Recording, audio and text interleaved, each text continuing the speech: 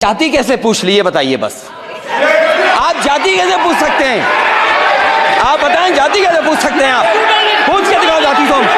आज लोकसभा में जिस तरह की बयानबाजी हुई, जिन मुद्दों पर चर्चा की गई और सवाल पूछे गए, जाति तक पूछ ली गई, ये मुद्दा कोई आज का नहीं है, हिंदुस्तान की राजनीति में हमेशा बना रहा है। उस पर जो जाति का सवाल पूछा गया, उस पर राहुल गांधी ने जवाब भी दे दिया कि आप मुझ पर कितने भी आक्षेप लगा लीजिए, लेकिन जाति का जनगणना इसी लोकसभा में करवाई जाएगी, कोई रोक नहीं सकता। क्योंकि राहुल गांधी समझ चुके हैं कि 35 वर्षों में जो कांग्रेस की राजनीति रही है, उसको मंडल और कमंडल ने पूरी तरह से समाप्त कर दिया है। मंडल और कमंडल से जो राजनीति 35 साल पहले उभरी थी, उससे उत्तर प्रदेश और बिहार की राजनीति में बहुत बड़ा परिवर्तन हो गया था। वहां पर नई नई पार्टियां बनकर के आई, जिन्होंने जाति के आधार पर ही सत्ता पर अपने को स्थापित किया। और हिंदुस्तान की केंद्र की राजनीति ने भी यह समझ लिया कि अब जाति को आधार बना करके हिंदुस्तान की सत्ता पर बैठा जा सकता है। उत्तर प्रदेश और बिहार की बात करें तो 120 सीटें सीधे तरह से प्रभावित होती हैं। और अगर उत्तर भारत की पूरी राजनीतिक जातिगत जनगणना को बैठाने की कोशिश करेंगे तो 346 सीटें ऐसी होती हैं जो देश की सत्ता को निर्धारित करती हैं जाति के समीकरण के आधार पर। स्पीकर सर, जो भी इस देश में दलितों की, आदिवासियों की, पिछड़ों की बात उठाता है, जो भी उनके लिए लड़ता है, उसको गाली खाना ही पड़ता है। और मैं ये सब गालियां खुशी से खाऊंगा, क्योंकि महाभारत की बात हुई तो महाभारत में अर्जुन को सिर्फ मच्छी की आंख दिख रही थी, उसी प्रकार मुझे सिर्फ मच्छी की आंख दिख रही है। जाति जनगणना हम करा के दिखाएंगे। खत्म। आपको जितनी गाली देनी है आप दीजिए, हम खुशी से लेंगे। धन्यवाद। हिंदुस्तान की सियासत की राजनीति जिस मुहाने पर आकर के खड़ी हो गई है, उसने 35 साल पहले ही स्थापित कर दिया था कि मंडल तो नहीं, उसके द्वारा सत्ता तो नहीं मिल सकती, लेकिन कमंडल के आधार पर सत्ता में लोग स्थापित हो गए थे। और बीजेपी ने उस बात को समझा, उस बारीकी को देखते हुए जब प्रधानमंत्री नरेंद्र मोदी बनकर के आए 2014 में, तो अमित शाह ने साफ तौर पर कह दिया, बीजेपी के अध्यक्ष रहते हुए, कि देश को पहले ओबीसी प्रधानमंत्री नरेंद्र मोदी के रूप में मिल रहे हैं। जब वहां से जातिगत संरचना को बैठाने की कोशिश की गई अपने भाषणों के माध्यम से, अपने कटाक्षों के माध्यम से, तो उसका फायदा 2014 में भी बीजेपी को मिला, 2019 में भी मिला। अब दूसरी तरफ आप देखिए कि 1989 के चुनाव को, 1989 में जो जाति की बात, जो धर्म की, मंडल की बात की गई थी, वहां से बीजेपी को सत्ता तो नहीं मिली। उसके बाद आ जाता है 1996, वहां पर भी पूरी तरह से धर्म मंडल की बात की गई, वहां पर भी सत्ता नहीं मिली। उसके बाद जब आ जाता है 96 का दौर, सत्ता मिली जब बीजेपी के द्वारा और आरएसएस के द्वारा बाबरी विध्वंस की बात की गई, जब राम मंदिर की बात की गई, वहां से सत्ता मिली, लेकिन वो 13 दिन से ज्यादा टिक नहीं पाई। तब उस समय से ही बीजेपी को समझ चुकी, आरएसएस समझ चुकी कि अब सिर्फ मंडल के आधार पर तो राजनीति की सत्ता में बैठा नहीं जा सकता है, कमंडल को भी साथ में लेना होगा। और उसी आधार पे जो ओबीसी का गठजोड़ बनाया गया उत्तर प्रदेश में और पूरे देश में केंद्र की सत्ता में स्थापित किया गया प्रधानमंत्री नरेंद्र मोदी को, वो उसका फायदा उसे 19 में भी मिला और 2014 में भी। लेकिन 2024 में वो समीकरण टूट गया। किस आधार पर वो समीकरण टूट गया, उसकी भी हम चर्चा करेंगे। आज देना था वित्त मंत्री को जवाब बजट पर, जो बजट पेश किया गया था, जिसको कहा गया था देश का बजट है, लेकिन कुछ लोगों का वो बजट हो गया और कुछ राज्यों में वो सीमित रह गया। उस पर आज जवाब देना था। उससे पहले अनुराग ठाकुर खड़े होते हैं और अपनी बात को रखते हैं। वहां पर उन्होंने जो सवाल उत्पन्न किए वो देश की राजनीति में कभी पूछे नहीं गए, खास तौर से विपक्षी नेता के तौर पर। जिस तरह से अनुराग ठाकुर ने पूछा कि जो जातिगत जनगणना की बात कर रहे हैं, आखिर उनकी जाति क्या है, उनको भी अपनी जाति का पता लगाना चाहिए। उस बात पर अखिलेश यादव ये आक्रामक हो गए कि आप जाति कैसे पूछ सकते हैं। इस वीडियो को आप देखिए। मैंने कहा था कि जिसको जात का पता नहीं वो गणना की बात करता है। मैंने नाम किसी का नहीं लिया था सर, नाम तो किसी का नहीं लिया था। माननीय मंत्री रहे हैं, बड़े दल के नेता हैं, मंत्री रहे हैं, बड़ी बात कर रहे थे। मैं महाभारत, शकुनी, ये सब बातें कह रहे थे, दुर्योधन तक यहाँ ले आई है। वे केवल सभापति महोदय, इनसे ये पूछना चाहता हूं, आपने जाति कैसे पूछ ली, ये बताइए बस।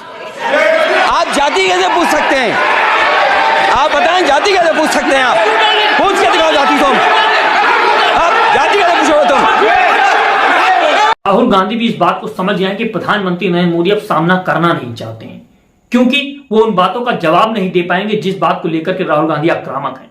वो साफ तौर से कह रहे हैं कि अनुराग ठाकुर जिस तरह से उन पर प्रहार कर रहे हैं, उनकी बेइज्जती कर रहे हैं, वो उसको सहेंगे, उस अपमान को सहेंगे, लेकिन हिंदुस्तान की लोकसभा से ही, इसी लोकसभा से जातिगत जनगणना पास करा करके दिखाएंगे और ये देश को बदल देगी। जाति जनगणना हम करा के दिखाएंगे। खत्म। आपको जितनी गाली देनी है आप दीजिए, हम खुशी से लेंगे। धन्यवाद। राहुल गांधी समझ गए हैं कि लोकसभा में, लोकतंत्र में जिसको कहा जाता है, उसके 4 स्तंभों को मोदी सरकार ने पूरी तरीके से दबोच लिया है। अब उसमें जो मीडिया, मेन स्ट्रीम मीडिया आप बात कहें, प्रिंट मीडिया बात कहें, या फिर कहें जो डिजिटल मीडिया है, वहां पर राहुल गांधी के व्यूज किस तरह से बढ़ गए हैं और उनके ऊपर केंद्र स्थापित हो चुका है। अब सरकार के द्वारा उस तरह से मीडिया को बजट पास नहीं किया जा रहा है जैसे पहले होता रहा 10 सालों में, तो मीडिया उस गुणगान को क्या नहीं करेगी और शिफ्ट हो जाएगी, इस बात का भी भय प्रधानमंत्री नरेंद्र मोदी को सताने लगा है। किस तरह से आपने देखा कि मीडिया के लोगों को एक चैम्बर में बंद कर दिया गया और कहा गया कि आप लोग अपनी सीमा को पार ना करें। अब इस तरह की जो चीजें घटित हो रही हैं, तो मीडिया क्या शिफ्ट हो जाएगा, क्योंकि उस तरह का बजट उसको मिलने वाला नहीं है। और अगर प्रधानमंत्री साहब सोचते देखते हैं कि अगर राहुल गांधी की तरफ मीडिया शिफ्ट हो गया तो जो सत्ता बनी हुई है बैसाखी के आधार पर, वो भी लड़खड़ा। नॉर्मली हम लोग पिंजरे में होते हैं, अब आपको कर दिया पिंजरे में।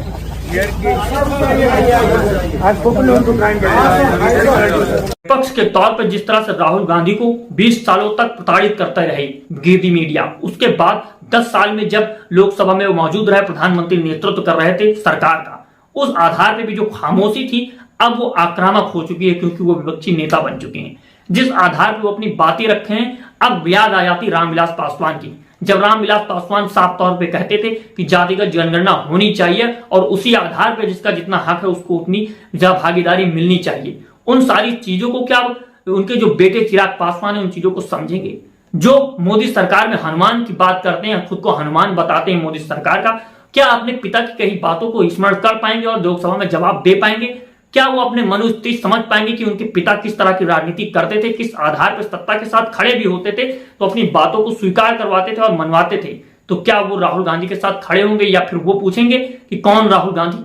प्रधानमंत्री नरेंद्र मोदी को आप लोकसभा में तो देख नहीं रहे हैं, तो वो कहीं तो रहेंगे। अब सीआईसी की बैठक जो हुई उसमें प्रधानमंत्री जिस तरह से अपनी बात रख रहे हैं वो आपको सुननी चाहिए। वो अपने 11 वर्ष के कार्यकाल को नहीं बात कर रहे हैं, उसमें क्या उपलब्धियां हैं उसकी बात नहीं कर रहे हैं। वो फिर से वही पुराना झुंझुना जो उनकी आदत है बजाने की कोशिश कर रहे हैं और पुरानी सरकारों को याद कर रहे हैं, उनकी बातों को याद कर रहे हैं, किस तरह से सारी चीजें बनती थी उसकी बात कर रहे हैं। अब उनको क्या लगता है कि 10 सालों में उन्होंने कोई ऐसा कार्य नहीं किया जिसके आधार पर वो लोगों से बात कर सकें, अपने मुद्दों को रख सकें और देश को जो बताते हैं विकसित राष्ट्र बनाना जाएगा उस पर जो उनका रोड मैप है उसको लोगों के सामने प्रस्तुत कर सकें। तो दोस्तों देखना ये अहम होगा कि गोदी मीडिया जिस तरह से अब शिफ्ट हो रहा है, क्या वो पूरी तरीके से शिफ्ट हो जाएगा और मोदी का जो भय है, मन के भीतर जो भय है, कहा जाता है कि जो तानाशाह होते हैं जिनके अंदर वो प्रवृत्ति होती है वो अंदर से डरे हुए होते हैं, तो क्या ये डर वो झलक रहा है आपको उनकी आंखों में? इस वीडियो को देखिए और समझिए। फ्रेजाइल 5 वाली स्थिति और लाखों करोड़ के घोटालों के बारे में यहां हर किसी को पता है। हमारी इकोनॉमी की क्या स्थिति थी, इसकी बारीकियां सरकार ने व्हाइट पेपर जारी करके देश के सामने रखी। आपने देखा कि किताबों में भी पढ़ा, हिंदुस्तान की राजनीति में कहें आजादी से लेकर के और अब तक जो कांग्रेस की विचारधारा थी, जो बात थी, वो एक पार्टी के तौर पर विचारधारा बनकर के उभरी थी आजादी के समय से। जो पहले प्रधानमंत्री बनकर के आए पंडित जवाहरलाल नेहरू, उन्होंने भी सेकुलरिज्म को अपनाया और उसको डंके की चोट पे कहा। वो धर्म और जाति के आधार पर राजनीति नहीं करना चाहते थे और उन्होंने अपनी एक नई मनोवृत्ति उपस्थित की, एक नई राजनीतिक विचारधारा को पैदा किया और जनमानस के बीच में जा करके चुन करके आए और अपने लोगों को साथ में खड़ा करने का प्रयास किया। कांग्रेस को एक विचारधारा के रूप में लोगों ने स्वीकार किया, लेकिन जब एंट्री हो गई मंडल और कमंडल की, खुले तौर पे जब उस पर सत्ता बनने लगी, तो अब राहुल गांधी जिस तरह से इसको शिफ्ट करने का प्रयास कर रहे हैं, तो क्या वो उसमें सफल हो पाएंगे, बहुत महत्वपूर्ण हो जाता है। क्योंकि कांग्रेस की पूरी विचारधारा ही पलटने वाली है। कांग्रेस जिस नेतृत्व में राहुल गांधी की चल रही है, वैसी राजनीति कांग्रेस की कभी रही नहीं है, आप भी जानते हैं और हम भी जानते हैं। किस तरह से अब अगर कांग्रेस इस पर पूरी तरह से प्रहार करके अपना लेगी तो बीजेपी पूरी तरह से भरभरा करके गिर पड़ेगी। तो क्या बीजेपी ये होने देगी और प्रधानमंत्री नरेंद्र मोदी इसको घटित होने देंगे? और अब जो मोदी मैजिक की बात होती वो भी गायब। तो आज जो वीडियो सामने आई थी उस पर हमने जब गहन चर्चा की तो 3 मुद्दे उभर करके आते हैं, या फिर कहें 3 सवाल उभर के आते हैं जो देश की राजनीति की दशा और दिशा बदलने के लिए सक्षम हो सकते हैं। पहला सवाल क्या है? पहला सवाल है कि कांग्रेस का ये बदलता हुआ रुख जो बीजेपी के लिए खतरा उत्पन्न कर रहा है, खतरे की घंटी बनकर के आ रहा है, और साथ में जो क्षेत्रीय दल हैं वो बीजेपी की राजनीति को पूरी तरह से हड़प लेना चाहते हैं जातिगत गठजोड़ बना करके। तो क्या ये बीजेपी उसको होने देगी और किस आधार पर मोदी मैजिक को समाप्त होने देगी, यह देखना बहुत महत्वपूर्ण होगा। जो राजनीति को वही परिवर्तित कर सकता है और सत्ता पे हस्तांतरित किया जा सकता है। दूसरा सवाल बहुत महत्वपूर्ण उत्पन्न होता है कि बीजेपी की अपनी विचारधारा मंडल और कमंडल की राजनीति की पहले नहीं थी, लेकिन उसको आधार बनाकर के 2014 और 19 में किस तरह से सत्ता में स्थापित हुए, लेकिन 24 में अयोध्या हार गए तो क्या उस पर राहुल गांधी और अखिलेश यादव ने सेंध लगा दी? बीजेपी के द्वारा जो जातिगत गणना बात की गई थी, प्रधानमंत्री को ओबीसी बताया गया था और राम मंदिर को जिस तरह से मुद्दा बनाया गया, तो वहां पर भी अब इन यूपी के 2 लड़कों ने सेंध लगा दी। तो बीजेपी इसको कैसे देखेगी? अगर आरएसएस और बीजेपी में जो फर्क बनता हुआ चला जा रहा है, जो पहले एक साथ गठजोड़ बनाकर के चल रहे थे, उसको किस तरह से हिंदुस्तान की राजनीति देखेगी और समझेगी, यह सवाल भी बहुत महत्वपूर्ण है। तीसरा सवाल उत्पन्न होता है कि भारत की राजनीति में परिवर्तन की दिशा जाति आधारित अल्पसंख्यक और पिछड़े वर्गों को साथ लेकर के रखी जा सकती है। यह बहुत महत्वपूर्ण है। अगर सबसे महत्वपूर्ण सवाल की बात करेंगे तो यही है कि जाति आधार पर जो राजनीति शुरू की जा रही है, इसके आधार से सत्ता को परिवर्तित किया जा सकता है। अगर उसकी नींव इस पर रखी जाती है तो देश की राजनीति पूरी तरह से परिवर्तित हो जाएगी। और जो गोदी मीडिया के द्वारा मोदी की प्रशंसा करके एक ढांचा तैयार किया गया था, वो भी ध्वस्त होने लगा है। मोदी मैजिक खत्म होने लगा है। अगर मोदी मैजिक खत्म होने लगा है तो फिर उनकी चुनाव में क्या रणनीति रहेगी, किस आधार पर बीजेपी अपनी नई प्रवृत्ति बनाएगी और उस आधार पर चीजों को स्थापित करने की कोशिश करेगी, और जो यूपी के 2 लड़के निकल पड़े हैं देश की सत्ता को हिलाने के लिए, उनको रोक पाएगी? ये तीनों सवाल बहुत महत्वपूर्ण है आने वाली राजनीति के लिए।